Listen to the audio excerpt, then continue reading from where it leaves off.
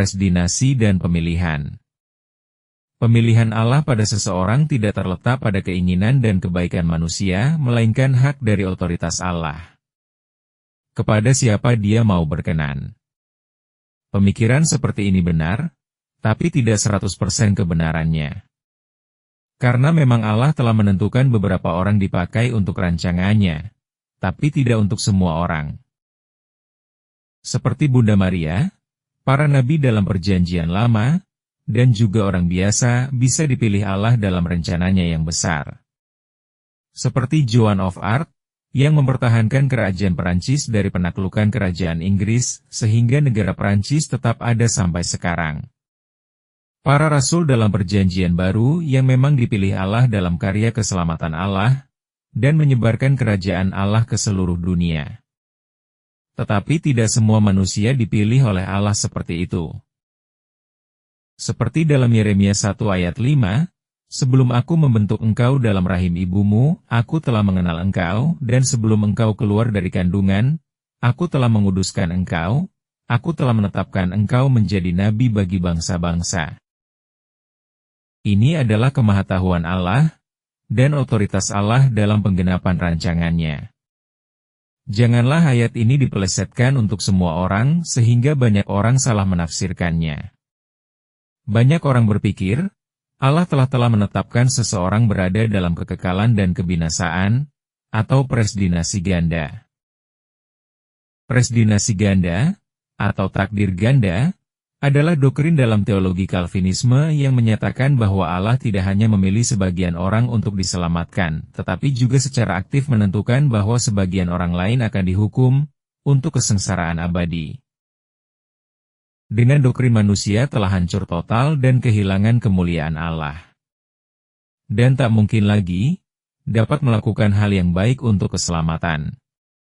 Dan keselamatan itu adalah kedaulatan Allah, bukan pada kehendak bebas dan perbuatan manusia. Presdinasi ganda ini menimbulkan banyak pertanyaan, bagaimana tentang kasih Allah dan keadilan Allah? Di antaranya adalah, jika merasa sudah terpilih, tidak perlu melakukan segala sesuatu yang baik, karena keselamatan bukan dari perbuatan baik, tetapi kedaulatan pilihan Allah. Kalau sudah terpilih, segala perbuatan jahat tidak berpengaruh lagi, karena keselamatan bukan dari kehendak bebas untuk tidak melakukan perbuatan jahat, melainkan kedaulatan pilihan Allah. Jadi di mana kasih Allah? Dan di mana keadilan Allah? Orang dapat bebas berbuat jahat dapat mengklaim masuk surga. Dan orang yang memiliki integritas baik, tidak berhak masuk surga, karena bukan pilihan Allah. Bukankah ini akan menjadikan orang merasa lebih tinggi dari yang lain, karena merasa terpilih? Jika ada orang Kristen memiliki berpikir seperti ini, bukankah sama dengan orang-orang Farisi, yang merasa keturunan Allah dan berhak menerima sorga Allah, walaupun tingkah lakunya seperti iblis?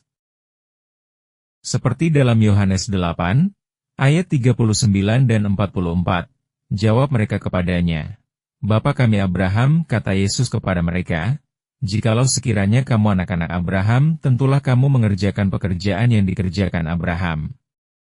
Iblislah yang menjadi bapamu, dan kamu ingin melakukan keinginan-keinginan bapamu. Ia adalah pembunuh manusia sejak semula, dan tidak hidup dalam kebenaran.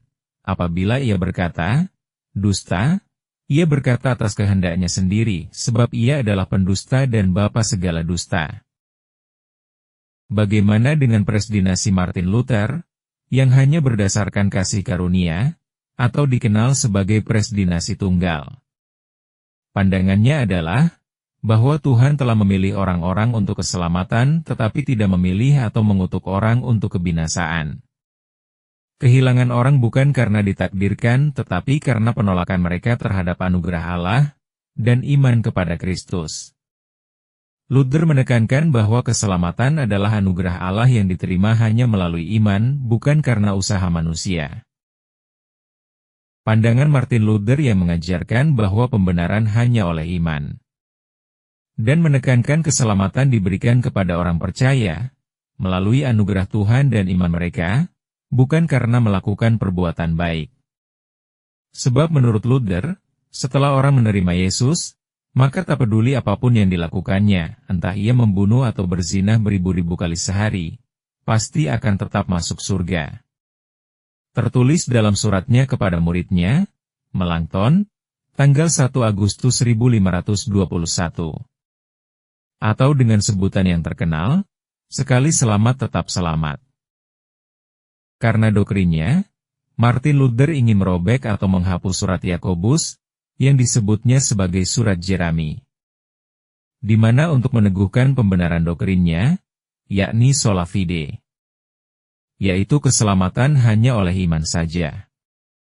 Di mana kita ketahui di surat Yakobus, iman sangat erat hubungannya dengan perbuatan. Surat Yakobus 2 ayat 20. Hai orang bebal, maukah engkau mengakui sekarang bahwa iman tanpa perbuatan adalah iman yang kosong? Yakobus 2 ayat 26. Sebab seperti tubuh tanpa roh adalah mati, demikian jugalah iman tanpa perbuatan-perbuatan adalah mati. Jadi kesimpulannya predinasi Calvinisme atau presdinasi ganda, keselamatan tidak tergantung pada kehendak bebas dan perbuatan manusia, melainkan hanya kedaulatan Allah. Sedangkan presdinasi Martin Luther atau presdinasi tunggal, keselamatan tidak tergantung perbuatan manusia, melainkan pada kehendak bebas manusia melalui iman saja. Bagaimana kita seharusnya memandang presdinasi? Presdinasi yang baik seharusnya ada peran Allah, dan juga peran manusia untuk keselamatan. Peran Allah adalah, kehendak Allah untuk semua orang diselamatkan, dengan mengutus putranya yang tunggal untuk keselamatan manusia.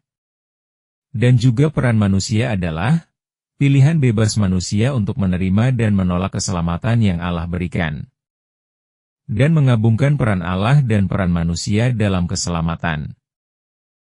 1 Korintus 3 ayat 9.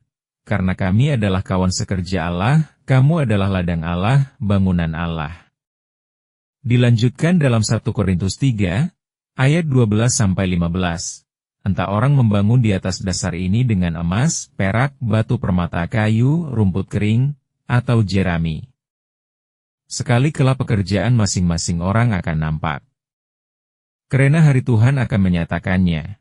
Sebab ia akan nampak dengan api, dan bagaimana pekerjaan masing-masing orang akan diuji oleh api itu. Jika pekerjaan yang dibangun seseorang tahan uji, ia akan mendapat upah. Jika pekerjaan terbakar, ia akan menderita kerugian, tetapi ia sendiri akan diselamatkan, tetapi seperti dalam api. Karena itu teruslah memperbaharui akal budi, dengan sering merenungkan firman Allah. Supaya kita dapat mengetahui dan membedakan, ajaran yang baik dan benar, dan yang berkenan kepada Allah. Supaya iman kita tidaklah sia-sia, di dalam mengarungi kehidupan yang penuh cobaan dan tantangan ini. Semoga kita sampai di bumi yang baru dan langit yang baru, bersama Yesus Kristus di sorga kelak. Jangan lupa like, komen, dan subscribe. Tuhan Yesus memberkati. Amin.